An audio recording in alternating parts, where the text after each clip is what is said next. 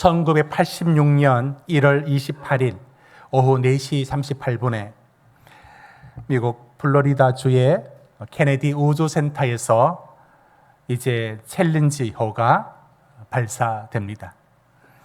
카운트다운이 들어갔고 그곳엔 스코어비 선장 등 7명의 우주인들이 함께 승선했습니다.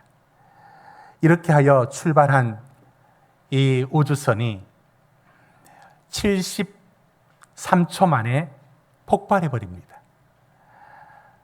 모든 이들이 축하하며 있던 그 표정들이 일순간에 오열과 슬픔으로 바뀌는 이 엄청난 충격을 지금 또 여러분들 중에는 1986년을 기억하는 분이 있을 겁니다. 그 영상, 그 우주선의 출발이 이 영상으로 담겨져 있습니다. 잠시 보시겠습니다.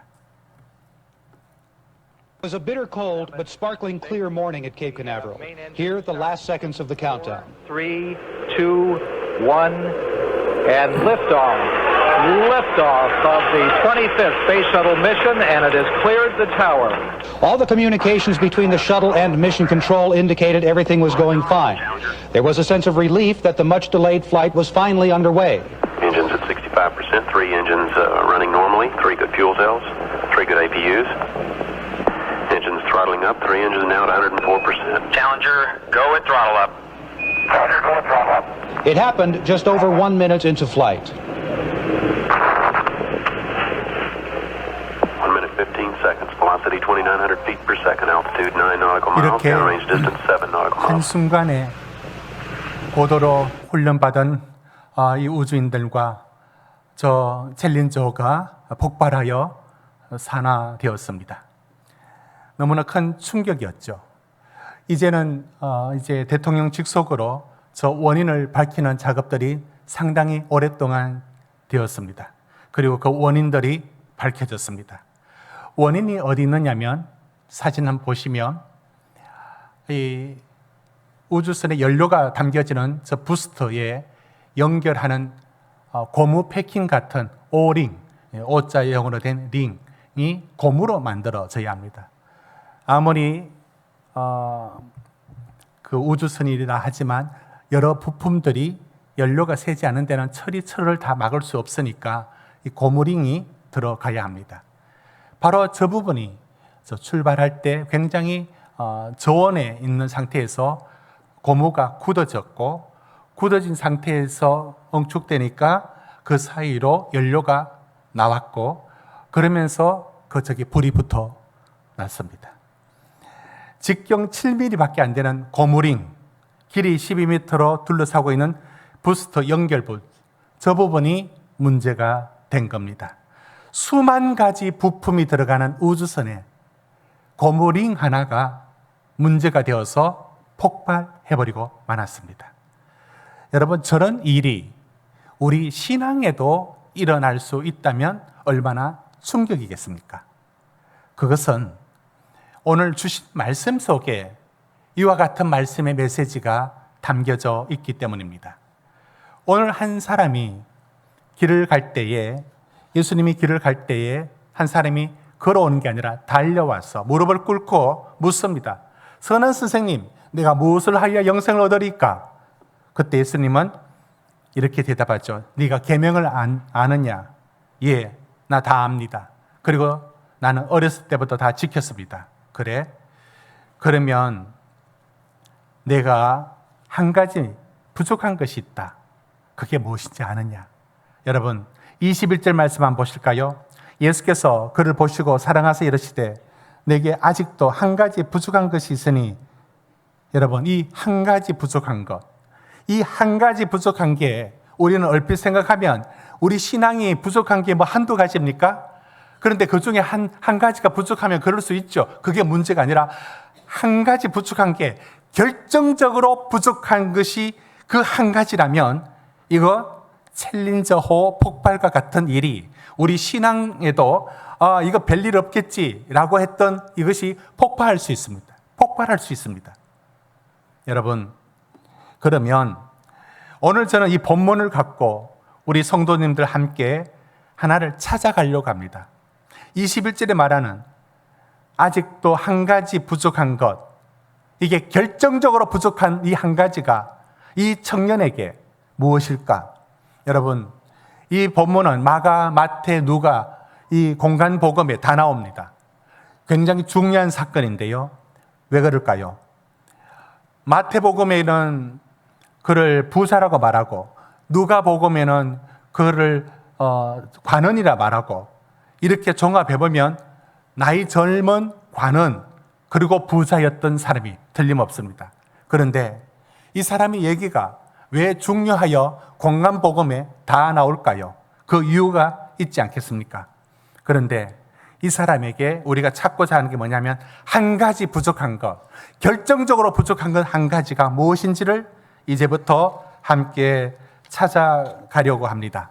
여러분, 우리 오늘 본문 말씀 속에 이 청년이, 이 부자 청년이 가졌던 결정적인 한 가지, 그래서 챌린저호가 날아오르다가 폭파하고 마는 이 엄청난 사건같이 우리의 신앙이 이것 때문에 파하게 되고 소멸될 수 있는, 무너질 수 있는 그 원인이 있다면 이 청년에게 그 한 가지가 무엇인지를 찾는 것은 오늘 우리에게도 매우 중요한 일이 아니겠습니까?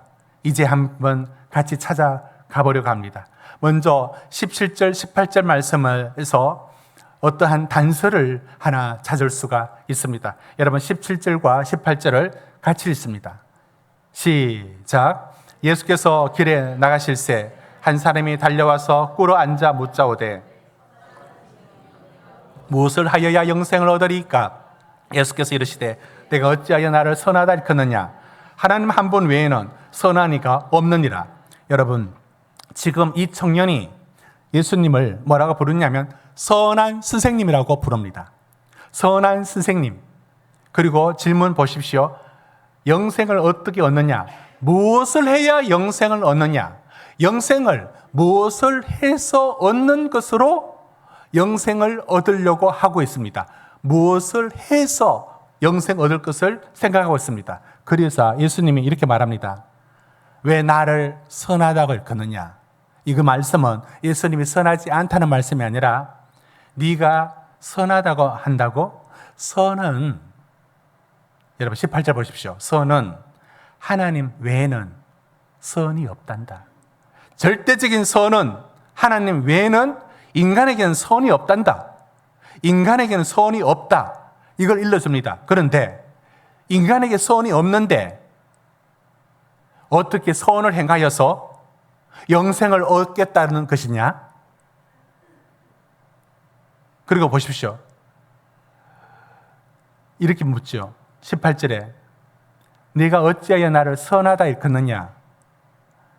하나님 한 분 외에는 선한 이가 없느니라. 여러분, 지금 이 17절, 18절 말씀 속에 들어있는 것 몇 가지를 끌어내 보겠습니다. 이 사람은 무언가 행하여서 영생을 얻는 것으로 생각하고 있고 자기가 선할 수 있다라는 생각이 들어있고 그래서 그 선을 행하여서 영생을 얻는다라고 말하고 있습니다. 그러자 예수님이 이 질문을 핸들을 좀 돌려서 방향을 바꿉니다. 그래? 지금 나를 선하다고 했느냐? 네가 나를 아느냐? 네가 나를 누구로 아느냐? 여러분, 제가 18절을 말씀하고 있는 겁니다. 네 나를 아니? 내가 마가복음 2장에 중풍병자에게 내 죄를 사하노라. 마가복음 4장에 풍랑을 잠잠케 하신 예수. 그래, 지금까지 예수님이 어떤 분인가 말해왔다. 네가 나를 아느냐? 여러분, 이 청년은 영생이 사람이 선하여서 선을 행하여서 얻을 수 있는 것으로 생각하자 예수님은 영생은 그게 아니라 네가 나를 아느냐고, 영생은 예수가 누군지, 예수를 어떻게 받아들이는지의 문제로 핸들을 돌려줍니다. 그게 18절까지 얘기입니다. 그러니까 이 사람이 생각하고 있는 것은, 갖고 있는 생각이 무엇이냐면 바로 내가 노력하여 선을 행하여서 영생을 얻을 수 있는 것으로 생각하고 있는데 여기에 방법을 예수에게서 묻고 있는 겁니다. 그래서 예수는 그래, 선으로 영생을 얻는 문제가 아니지. 그 방향을 돌려서 너 나 누군지 알아? 예수가 누군지 알아? 예수 안에 영생의 길이, 내가 나를 어떻게 받아들이느냐고, 그것이 영생의 길이라는 것을 방향을 틀어줬다까지가 우리 18절까지입니다. 두 번째, 지금 우리가 찾고 있는 게 뭐냐면 한 가지 부족한 것이 있다라고 했습니다. 21절에 한 가지 부족한 것이 있다고 했습니다. 그 부족한 게 사설은 몇 가지가 아니라 결정적으로 부족한 한 가지가 있다는 거예요. 그게 뭔지를 찾아갑니다. 그래서 우리는 17절, 18절에 그 결정적인 게 뭔가 하면 그는 예수를 받아들여 예수 안에서 영생의 얘기가 아니라 자기가 뭘 해서 얻을 영생이라는 생각을 일단 그의 머릿속에 갖고 있다는 것을 먼저 찾았고, 두 번째, 예수님이 이렇게 말씀합니다. 19절에 네가 계명을 안 하니 그래서 이 계명을 지켰느냐라고 묻습니다. 여러분 우리 19절 말씀 같이 읽도록 합시다. 시작. 내가 계명을 안 하니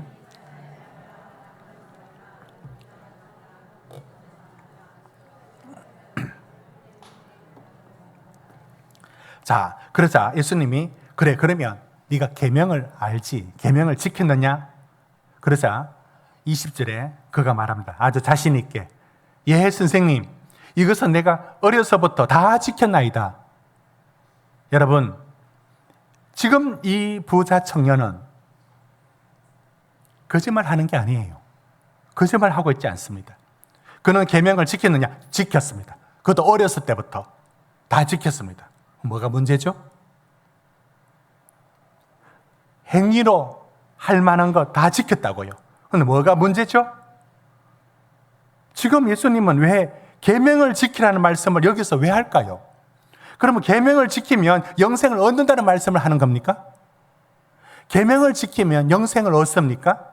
지금 예수님이 그 말씀을 영생 얻는 방법으로 계명을 제시하는 건 아니지 않습니까? 지금 이 말씀은 이런 뜻입니다. 계명을 지켜라. 그는 말합니다. 나 다 지켰습니다. 여러분, 우리는 이렇게 대답하지 않을까요? 계명을 지키라. 예, 전 주일마다 지키고 있습니다. 저는 하나님께 드릴 거 다 드리고 있고요. 저는 그래도 적어도 19절의 계명을 절대 어기지 않습니다. 그건 실제입니다. 겸손이 아니라 실제입니다. 우리도 그렇게 말할 수 있습니다. 다 지켰습니다. 그런데 왜 다 지켰다는 말씀을 하는데 예수님은 이 말씀을 무슨 뜻으로 말씀했을까요? 그렇습니다. 여러분 놀랍지 않습니까? 계명을 다 지켰는데도 영생에 대한 확신이 없어요. 계명을 다 지켰는데도 하나님을 몰라요. 이게 가능한 일입니까? 오늘 말씀이 왜 충격을 주느냐면 계명을 다 지키고 영생을 질문하고 무릎을 꿇고 묻는 정도의 이 신앙적이고 종교적인 이 사람이 계명을 지켰는데 하나님을 사랑하지는 않아요. 그걸 드러내고자 하는 겁니다. 왜? 여러분, 바리새인들이 계명을 철저하게 지키죠. 안식일을 지키고 절기를 지키고 금식을 했고 철저하게 지킵니다. 그러나 바리새인들은 하나님을 사랑하지 않습니다. 지금 우린 뭘 찾아가고 있는지 아십니까? 결정적으로 부족한 한 가지가 얼마나 큰 문제냐면 계명을 지키는데 신앙생활을 하는데 하나님은 그 속에 주인 되지 못합니다. 하나님을 사랑하지는 않습니다. 하나님이 그 중심의 주인 위치에 있지 않습니다. 그럴 수 있느냐고, 그럴 수 있음을 말합니다. 자, 그러면 이제 더 그 마음을 더 분명하게 드러내기 위하여 예수님이 이 질문을 더 하고 있습니다. 그러면 이제 한 가지 부족한 게 무엇인지 드러날 겁니다. 뭐냐면 이렇게 말합니다. 여러분 21절 같이 읽도록 하겠습니다. 21절 시작.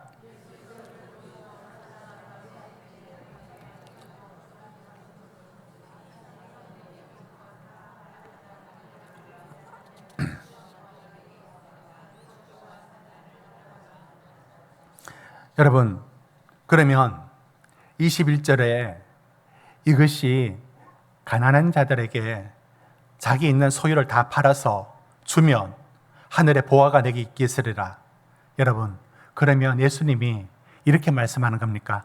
이 부자 청년에게, 그래, 네가 영생을 얻으려면 네 가진 재산을 다 팔아 가난한 자들에게 주고 나를 따르라. 그러면 영생을 얻고 구원을 얻는다.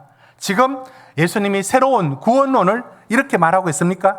영생을 이렇게 얻을 수 있습니까? 아, 영생은 내 재산 팔아서 주면, 그 가난한 자들 주면 내가 영생을 얻을 수 있다. 여러분, 이게 성경 어디와 연결되는 구원론에 연결되는 말씀입니까? 이런 구원론이 있습니까? 없습니다. 그리고 예수님은 지금 이런 구원을 말하고 있지 않습니다. 그래, 가난한 자들에게 팔아 다 주면 네가 영생을 얻는다. 여러분, 그러면 이것을 일반화시켜서 우리가 구원 얻기 위하여는 우리가 가진 재산을 팔아 가난한 자들에게 주는 그런 일들이 우리가 구원 얻는 일입니까? 그것이 예수님이 지금 말씀하는 걸까요? 그리고 이 말씀을 모두에게 적용시킬 수 있는 말씀인가요? 아니지 않습니까? 그러니까 이 질문은 모든 이에게 그렇게 하라는 말씀도 아니고 이렇게 해서 구원을, 영생을 얻는다는 말씀도 아닙니다. 그러면 뭡니까? 뭘 밝히려고 하는 걸까요? 여기서 그에게 가진 결정적인 한 가지가 뭔지 드러납니다. 이 질문이 뭘 만들어내느냐? 자, 보십시오. 계명을 먼저 물었어요. 그러니까 계명을 다 지켰대요. 계명을 다 지키는데도 너는 왜 아직도 영생을 질문해야 되니? 계명을 다 지켰는데도 하나님의 사랑과 하나님이 약속이 네 안에 하나도 없어? 계명을 다 지켰다면서. 그런데도 드러내는 게 뭐냐면 예수님은 이 한 가지 결정적으로 부족한 게 무엇인지를 덜추어내려고 단계적으로 질문을 해왔습니다. 그리고 그 질문은 이겁니다. 너는 영생을 질문하고 어렸을 때부터 계명을 다 지켰어. 그건 거짓말이 아니야. 그런데 결정적으로 부족한 게 있다. 그게 뭔지 아느냐? 계명을 다 지키고도 영생을 질문하고서도 너는 네 마음의 주인이 하나님이 아니야. 재물이야. 네 자아가 네 주인이고 네 왕노릇하고 있고 네 욕망이 네 왕노릇하고 주인이야. 네 주인은 하나님이 아니야. 부족한 게 뭐냐고요? 다시 말씀하죠. 그 부족한 게 뭐냐면 신앙생활 다 하면서도 놀라운 것은 영생을 질문하면서도 달려와서 무릎을 꿇을 정도로 진지하면서도 계명을 어렸을 때부터 다 지키면서도 여전히 그 삶의 주인이 하나님이 아닌 이 사람에게는 재물, 어떤 사람에게는 자기 중심성, 자기 욕망, 세상적인 가치, 그거에 더 주인 노릇하고 있다는 이것이 가장 결정적인 부족한 한 가지입니다. 가장 결정적인 부족한 한 가지의 질문은 당신은 주일마다 주님 앞에 예배드립니다. 저는 그게 여러분 청년의 17절 행동하고 다를 바 없다 봅니다. 왜? 달려와서 무릎을 꿇을 정도로 그는 열정적이고 열심입니다. 우리도 그러합니다. 그리고 우리는 영생을 질문할 만큼 우린 종교적인 옷을 입고 있습니다. 우리에게 계명 거짓말 안 했지 않습니까? 여러분 19절 계명 어긴 사람 있습니까? 우리 안 어깁니다. 뭐가 문제죠? 다 지켰어요. 다 지켰어요. 그것도 오랫동안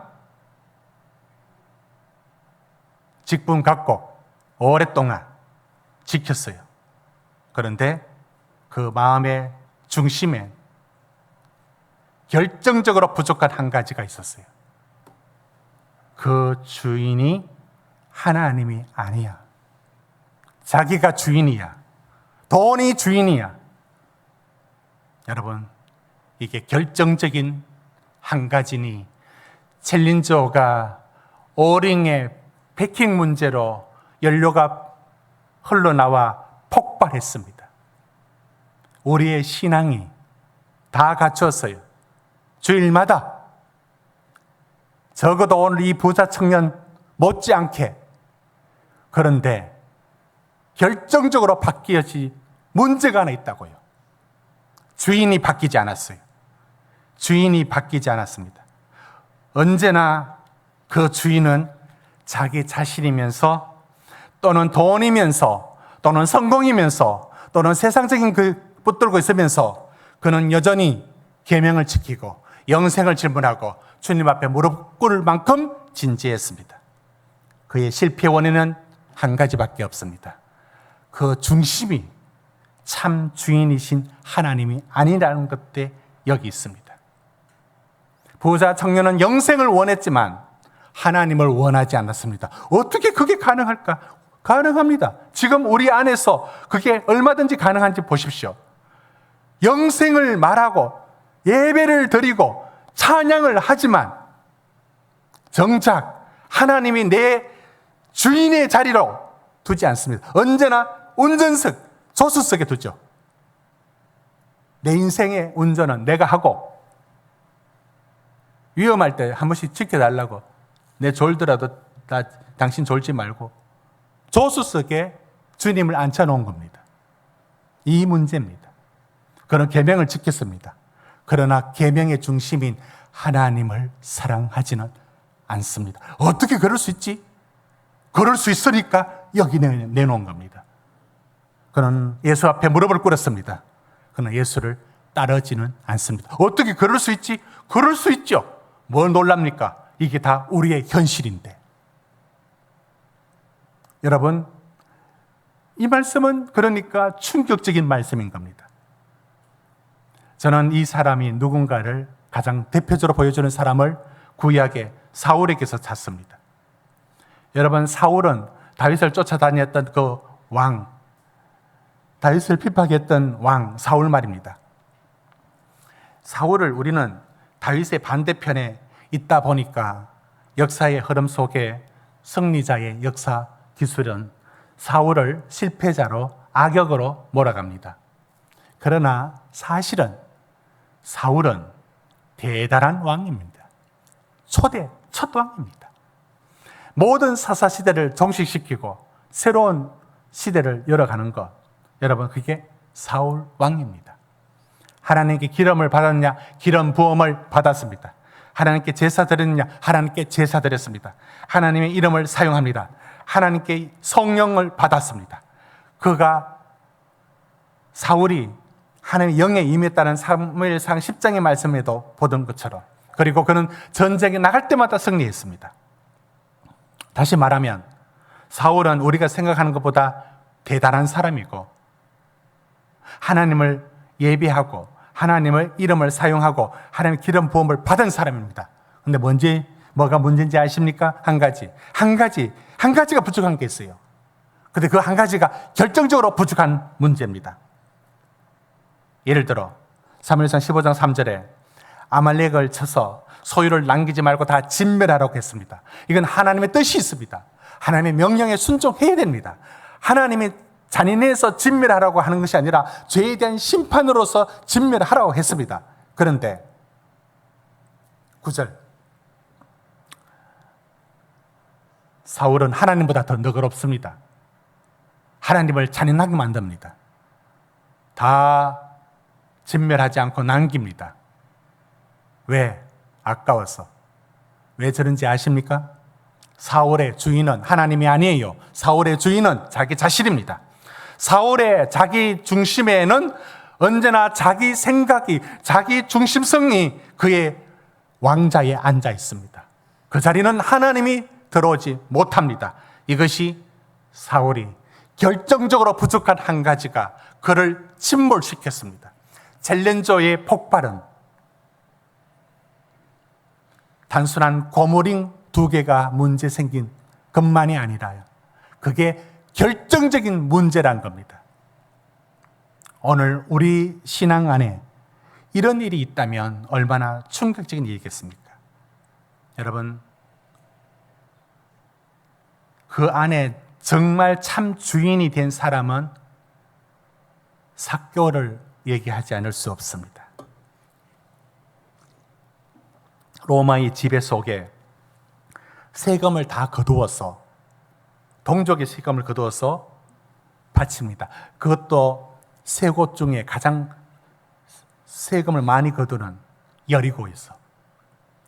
여리고가 고대의 가장 오래된 성입니다. 자, 이 여리고에서 세리 장까지 오를 때 삭개오의 인생의 목표는 돈입니다. 왜? 동족이 손가락질 해도 난 상관 안 해. 난 돈만 벌면 돼. 그래서 하루 이틀, 그래서 이걸 축적해서 쌓아가서 성진에서 올라간 자리가 여리고의 세리장이었습니다. 그는 이 자리에 오를 때 오지 하나, 돈 하나 보고 올랐습니다. 사람들 어떤 소리 해도 상관 안 했습니다. 그냥 돈이면 됩니다. 여러분은 이 삭개오의 인생에 변화가 어떻게 왔는지 아십니까? 그가 거기까지 오를 때는 오직 돈밖에 생각지 않아서 그 자리에 오를 수 있었고, 그 자리 포기하지 않고 요거도 먹으면서도 그 자리 지켰습니다. 그의 주인은 돈이었고 자기 자신이었습니다. 그런데 예수께서 내가 오늘 내 집에 유하여야겠다고 들어왔습니다. 삭개오는 예수를 자기 집에 받아들이는 것이 아니라 예수를 자기 마음의 주인으로 받아들였습니다. 그래서 어떻게 됐는데? 누가복음 19장 8절은 이렇게 말합니다. 주여 보시옵소서, 내 소유의 절반을 가난한 자들에게. 여러분, 우리 8절 말씀 같이 한번 읽어봅시다. 시작. 삭개오가 서서 주께 여짜오되 주여 보시옵소서, 내 소유의 절반을 가난한 자들에게 주겠사오며 만일 누구의 것을 속여 빼앗은 일이 있으면 네 갑절이나 갚겠나이다. 4배나 갚겠대요. 여러분, 저 말은 뭐가 나온지 아십니까? 그래서 삭개오가 구원을 받았구나, 그 얘기가 아닌 겁니다.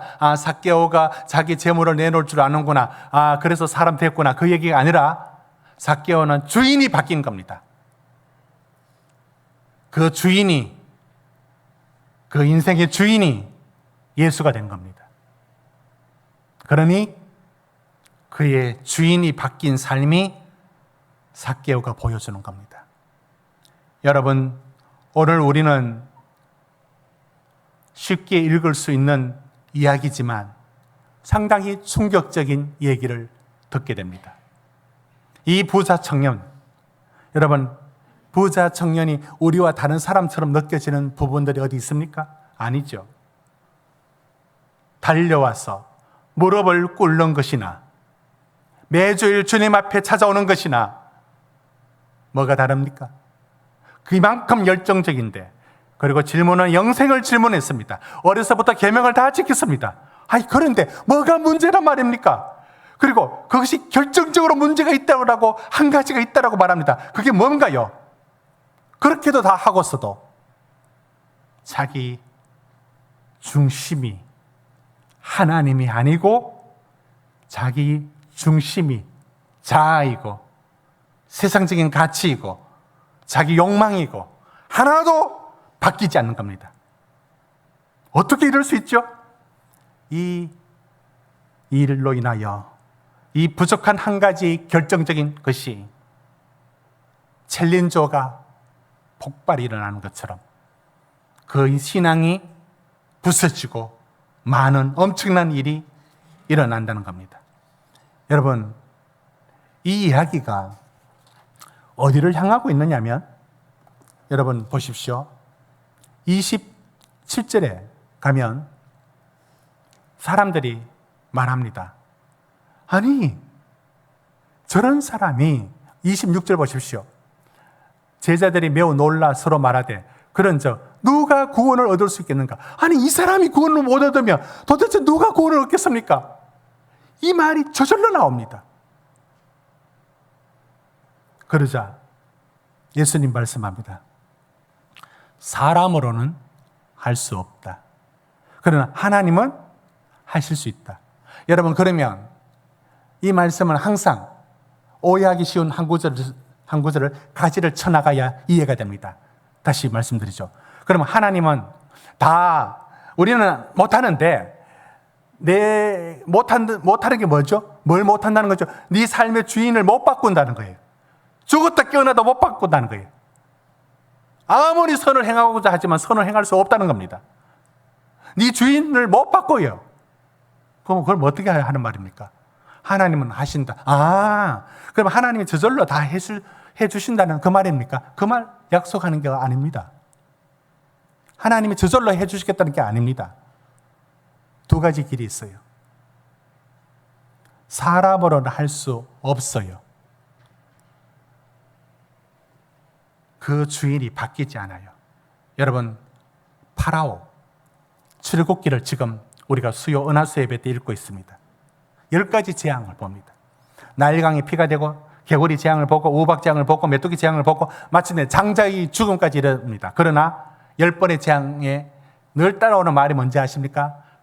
바로는 완악하여 마음을 바꾸지 않습니다. 바로는 강팍해져서 마음을 바꾸지 않습니다. 이게 10번 이상 나옵니다. 바로가 누군지 아십니까? 인간입니다. 우리는 절대 바뀌지 않습니다. 100번을 고쳐 죽어도 바뀌지 않습니다. 그게 인간입니다. 놀라지 마십시오. 그게 인간입니다. 그 속에 주인이 바뀔 수 있느냐? 못 바뀝니다. 안 바뀝니다. 절대로. 그러나 하나님은 하실 수 있다라고 말할 때 하나님이 누구나 저절로 바꿔준다는 말씀이 아니라 당신의 인생에서 내가 주인 된 자리를 오늘 하루로 전체를 못 바꾸지만 그 하루를 오늘 바꾸고 오늘을 주님의 자리에 내어주고 오늘 주님이 주인 되는 자리로 내어주고 오늘 내가 죽고 이 하루하루를 살아가는 이들은 그 속에 주님이 참 주인이 되는 자리로 구원으로 바꾸어 가실 겁니다. 그러나 오늘 이 부자 청년처럼 근심하여 떠나버린 사람, 언제나 자기가 중심이 되어서 살아가는 그 사람에게는 아무런 일도 일어나지 않습니다. 바로가 10가지 재앙을 통해서도 바뀌지 않았어요. 아주 나쁜 바로를 얘기하는 게 아니라 그게 인간입니다. 그의 인생의 주인이 바뀌지가 않아요. 골백번 죽어도 안 바뀌어요. 근데 하나님이 그 일을 시작하십니다. 오늘 26절 보십시오. 제자들이 놀라서 말합니다. 그럼 누가 그러면 구원을 얻겠어? 예수님 말합니다. 하나님이 하신다. 그러나 하나님이 저절로 다 해주신다는 게 아니에요. 오늘 내 삶의 참 주인이 그분인 것을 오늘 또 무릎 꿇을 줄 아는 사람, 야곱처럼 모든 게 자기 중심으로 살아온 야곱, 환도뼈가 꺾어지고 이름을 바꿔버리는 하나님의 일하심에 한 걸음이라도 꺾이는 사람, 순종하는 사람, 자기를 내놓는 사람, 그만이 하나님의 구원을 이루어 가십니다. 여러분, 오늘 읽었던 이 말씀이 우리 여름 성경학교 같은 주제의 말씀으로 하나님 나라에 대한 얘기입니다. 하나님 나라. 여러분은 하나님 나라를 살고 있습니까?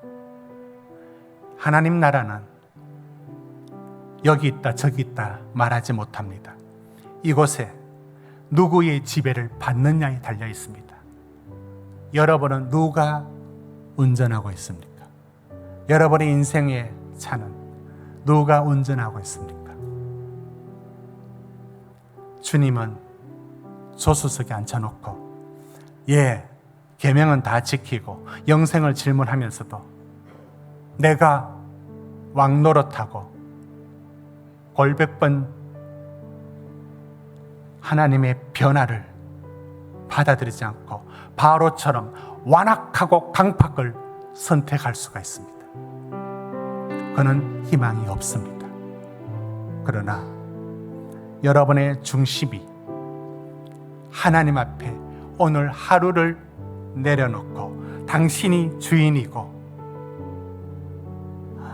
내 인생의 성공이 1번이 아니라 주님 당신이 첫 번째고 내가 그 아래로 내려앉는 순간 하나님은 아브라함에게 뭘 요구했습니까?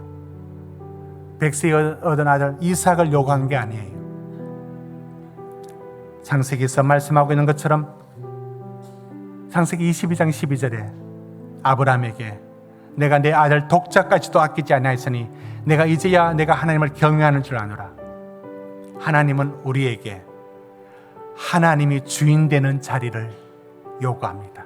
하나님은 유일하신 여호와 하나님은 우리를 두 번째 위치에 두는 것을 허락하지를 않습니다. 내 인생의 첫 번째에 서기 원합니다. 이 부자 청년의 결정적인 문제는 이 한 가지 부족한 게 무엇이냐면 다 하면서도 그 하나님이 내 인생의 주인이 되지 않습니다. 여러분은 여러분의 인생의 주인이 누구십니까? 여러분은 누가 움직여 가고 있습니까? 여러분은 하나님의 통치 속에 살고 있습니까? 여러분의 운전대는 누가 붙들고 있습니까?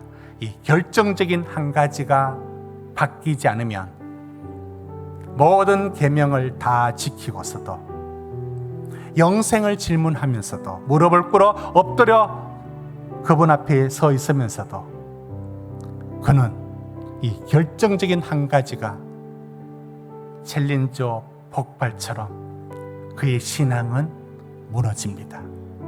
이 한 가지가 여러분은 하나님이 참 주인의 자리에 서 있습니까?